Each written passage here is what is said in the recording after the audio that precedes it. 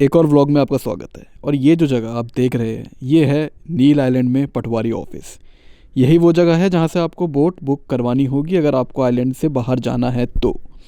And यहाँ पर ये जो आप भीड़ देख रहे हैं ये है मोस्टली एजेंट जो एक साथ काफ़ी सारे फॉर्म दे देंगे और मोस्टली सीट रिज़र्व हो जाएंगी। ये फॉर्म बेशक टूरिस्ट के ही होंगे लेकिन अगर आप इनके थ्रू नहीं आए तो आपको अपना फॉर्म बुक कराने में होगी प्रॉब्लम, और इस वीडियो में मैं उसी को एक्सप्लेन करूँगा। तो अगर आप नील आइलैंड आने वाले हैं या फिर आप अंडमान आने वाले हैं और आप गवर्नमेंट फेरी से ट्रैवल करने की सोच रहे हैं तो this is going to be helpful information for you.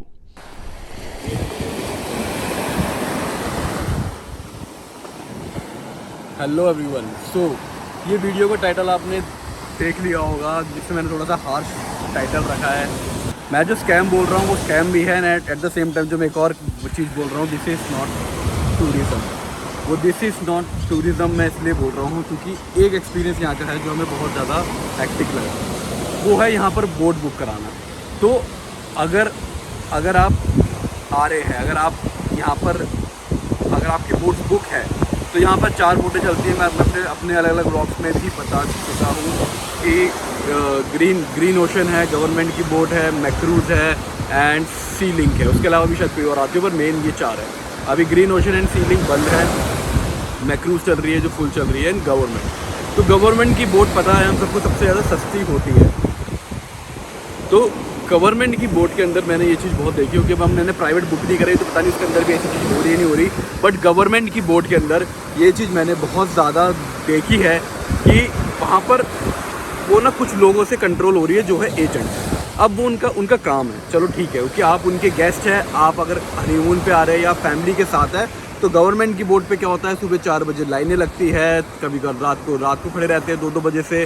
तो आप फैमिली के साथ ये सब काम नहीं कर सकते, ठीक है। तो इट्स यूजुअल कि आप अपने होटल वाले को बोलेंगे एंड ऑल, और वो आपसे कुछ पैसे एक्स्ट्रा वो करे चार्ज, तो वो आपके लिए वो करवा देंगे वो, क्योंकि वो आपके लिए लाइन में लगेंगे आपकी इन्फॉर्मेशन लेके आपके लिए, और वो सब वो करेंगे। तो अब पोर्ट ब्लेयर पे हमें ये सीन मिला कि हमें सुबह लाइन पे खड़ा होना था, पहले आओ पहले पाओ वाला सीन था। उसमें भी एजेंट आगे थे जो पहले 10 फॉर्म ले खड़े थे कि वो अपने क्लाइंट के लिए टिकटें बुक करा लेंगे, पर उसमें था कि आप सुबह आ गए तो आपके चांसेस होंगे।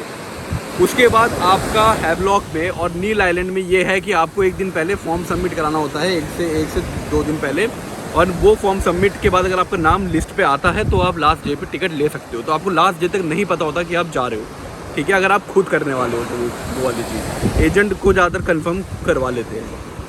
अब क्या कहते हैं, अब अगर मैं अपनी मैं वो बोलूँ बात, तो अगर हम नील आइलैंड में आए तो हम पहले दिन गए, जो हमको ऑफिस है हमने उसमें शायद 10-15 मिनट पूछा, ठीक है। अगले दिन हम फिर लाइन लगाने के लिए सुबह 5 बजे गए और 7 बजे तक खड़े रहे, हमारे 2 घंटे फिर गए। आज हम फिर से आधे घंटे वहाँ खड़े रहे ये पूछने के लिए कि भैया हमें टिकटें मिल रही नहीं मिल रही। अब हमारा लिस्ट पे नाम आ गया हमारे सामने ही, मैं बताऊंगा ये अभी आगे जाके, और अभी हमें फिर से लाइन में खड़ा होना है वो टिकटें लेने के लिए। हमारा उस लिस्ट में नाम आ चुका है कि हम टिकटें ले सकते हैं। तो एज इंडिविजुअल ये बहुत हैक्टिक है। अगर आप वैकेशन में आए तो आपके लिए बहुत हैक्टिक होगा और आप चाहेंगे एजेंट के लिए जाना, बट मुझे ये टूरिज़म नहीं लगा। बिकॉज यार अगर मेरे पास भाई हम पे नहीं है पैसे इतने, ठीक है, अगर है भी तो मैं बोलूँगा हम पे नहीं है, हम नहीं लगाते ऐसे पैसे कि हमें किसी की ज़रूरत पड़े। वी आर सफिशिएंट इनफ, हम 4 बजे उठ सकते हैं, हम ऐसी चीज़ों के लिए हम 3 बजे भी उठे हैं पोर्ट ब्लेयर पे। तो अगर मैं उठ के वहाँ खड़ा हूँ तो एटलीस्ट मुझे तो लिस्ट में नाम आना छोटी होनी चाहिए। जो एजेंट आया वो उनकी कैटेगरी। अगर एज अ टूरिस्ट मैंने अपना वो वेकेशन का टाइम निकाल के यहाँ खड़ा हुआ हूँ और आपका प्रोटोकॉल फॉलो कर रहा हूँ जो आपने लॉ बनाया, तो मुझे तो टिकटें मिलनी चाहिए।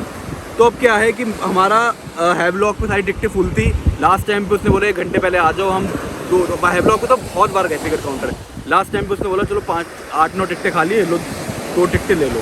अब हमें नहीं पता वो टिकटें पहले से खाली थी या कैंसिलेशन आई थी या उन्होंने अपने लिए रिजर्व करके रखी थी, पर हमें मिल गई।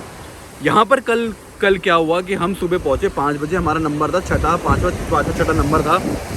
आगे 5 लोग थे, उन्होंने बोला हम पहले। हमने कहा बिल्कुल आप पहले हैं, आप यहाँ पर आइए खड़े हो जाइए।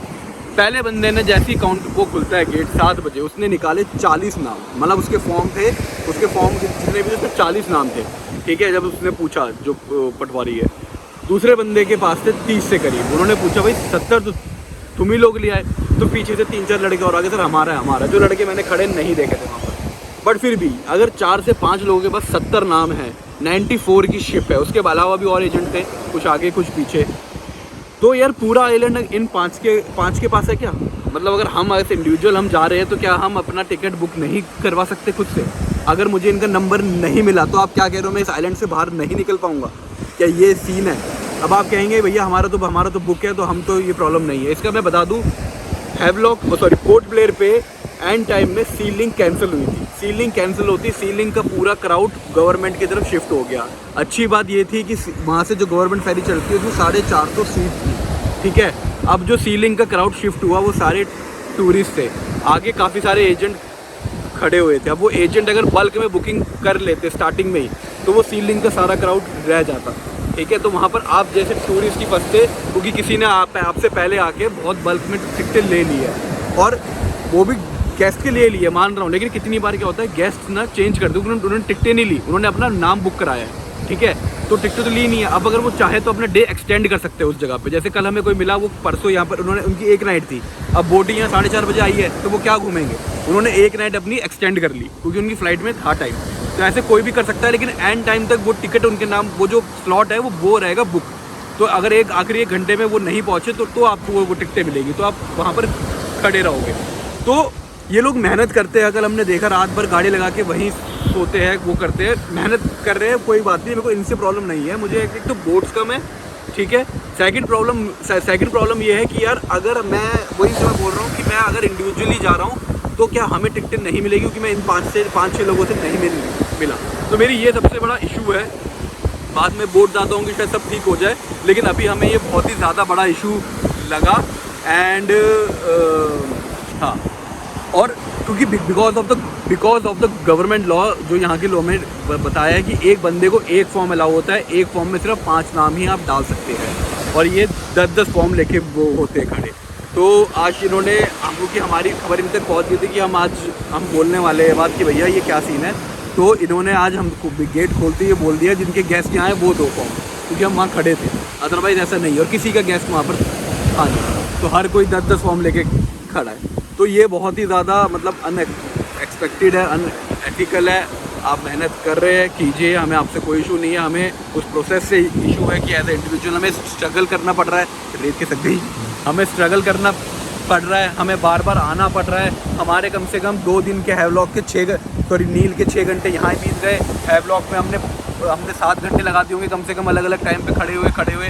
तो एक टूरिस्ट बंदा आ रहा है, वो बस लाइन में हुआ है खड़ा, ठीक है। क्रूज चलती है, प्राइवेट शिप चलती है, लेकिन गवर्नमेंट ने भी वो चलाई है। तो अगर हम गवर्नमेंट की सर्विस हम यूज़ नहीं हो सकते कर, तो फिर फ़ायदा क्या कि हम भी एक टैक्स पेयर है। तो ये चीज़ें हैं गाइस, अगर आ रहे हैं तो इस चीज़ का ध्यान वो रखना। अगर आपको इनसे करवानी है तो करवाइए। हाँ, एक और इम्पॉर्टेंट बात कि हमें गुस्सा क्यों आया। कल हमें एक बंदा मिला कहीं पर, उसने हमें बोला कि आप जाइए, आप खड़े हो जाइए यही नील आइलैंड पे, बट आपके चांसेस बहुत कम है, ठीक है। उसने बोला 500 वाली टिकट मैं आपको 1100 रुपये में दूंगा, 1100 रुपये में। यानी हमारी दो टिकटें जो हमारी शायद 1100 में हो जाती, 550 की आती है, जो सबसे बेसिक सीट होती है, वो हमारी जो 1100 में 2 आ जाती है, वो हमें कह रहा था आपको 2200 रुपये में 2 टिकटें दूंगा, डबल प्राइस। और हमारा बंदा खड़ा होगा, कह रहा आप जाओगे थक के खड़े रहोगे, कुछ नहीं होना, कोई फ़ायदा नहीं है, फिर आप बाद में हमारे पास ही आओगे। और सबका वो होता है कट अलग अलग लेवल पे। मैं उस पर जाना नहीं चाहूँगा, गवर्नमेंट का की वो है वो चीज़ें, बट ऐसा उसने हमारे मुंह पे बोला। और जब कोई ऐसी बातें बोलते हैं तो हमें लगता है कि we are still in that old corrupted place, जहाँ पर कोई आपके मुंह पे बोलते हैं भैया जो करना है कर लो, आपको तो नहीं मिलेगी। उसने एक तरह से हमें यही बोला, दो उसने प्यार से हमें समझा रहा था। और काफ़ी ज़्यादा, मैं बार फिर बोलूँगा, अंडमान में हमें काफ़ी ज़्यादा हेल्पफुल लोग भी मिले हैं, बहुत ज़्यादा हेल्पफुल उनसे इन्फॉर्मेशन लोग मिलती है। कहीं में स्कैटर इन्फॉर्मेशन है, पर वो इसलिए है क्योंकि आइलैंड टू आइलैंड शायद लोग अच्छे से कनेक्टेड नहीं है। बोट का टाइमिंग नहीं वो नहीं होता पता, आपने कैमरे के ऊपर रख देखो। बोट का टाइमिंग आधे लोगों को वो नहीं होता पता, क्योंकि लोग ये अगर हम इनसे पूछेंगे आज कितनी बोट चलने वाली, तो किसी को नहीं पता। आज 1 बोट चलेगी, 2 बोट चलेगी, किसी को नहीं पता होता। तो वो ये भी एक बहुत बड़ा फैक्टर है कि हमें पता नहीं, हम सुबह 8 बजे की बोट पे जाएंगे, 11 बजे की जो स्केड्यूल होती है 11-12 बजे की उसमें जाएंगे, या कोई 2 बजे स्पेशल बोट चल रही है उसमें जाएंगे। तो इस चक्कर में भी हम फंसे रहते हैं। अगर मैं 2 बजे की बोट पर जाने वाला हूँ तो मैं और घूम सकता हूँ, लेकिन मुझे नहीं पता, मैं बैग पैक करके बैठा रहूँगा कि मुझे फ़ोन आ जाए, मेरे होटल में फ़ोन आ जाए कि मेरा तो फ़ोन नहीं चल रहा।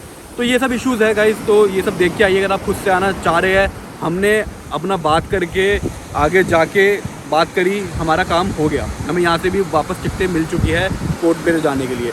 But this is you have to be very aware of, don't be very in that tourist mode कि आपका तो हो ही जाएगा अगर आप खुद कराने की सोच रहे हैं तो आई एम सॉरी अगर कोई अंडमान के देख रहा है और वो से मैं स्कैम बोल रहा हूँ, ये बोल रहा हूँ, बट मेरे हिसाब से दिस इज़ नॉट टूरिज़्म। मैं हर जगह घूमता हूँ, आप टिकटें बुक करा रहे, गेस्ट की हेल्प कर रहे हैं, वेरी वेरी नाइस, कमीशन है आपकी मेहनत है, बनती है, लेकिन पूरा का पूरा फॉर्म एक साथ एलोकेट हो जाना और बंदा 5वें नंबर पे भी उसके सामने होता ना कि एक खाने की लाइन है, पहले लोग पूरा पतीला ही लेके भाग गए और आप चम्मच और थाली बस पीट रहे हो, तो वाली बात हो जाती है। तो this is not good.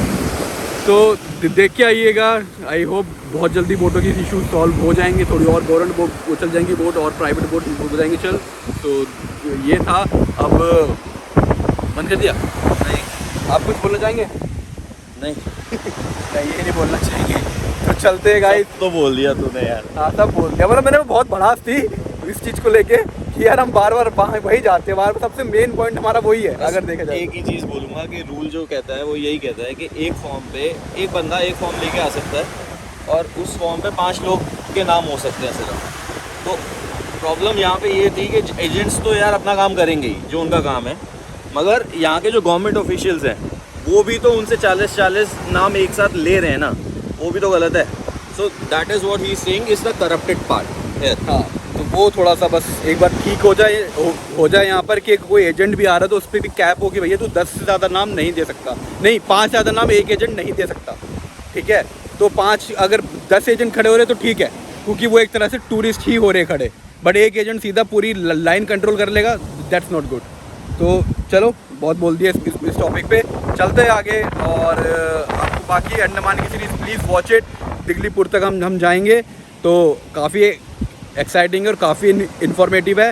So if you like this video and you find it informative for your travel to Andaman, please like this video, subscribe to my channel, share it अगर कोई आपके आसपास जाने वाला है, and see you soon. And Andaman again, beach देखो कितना प्यारा है।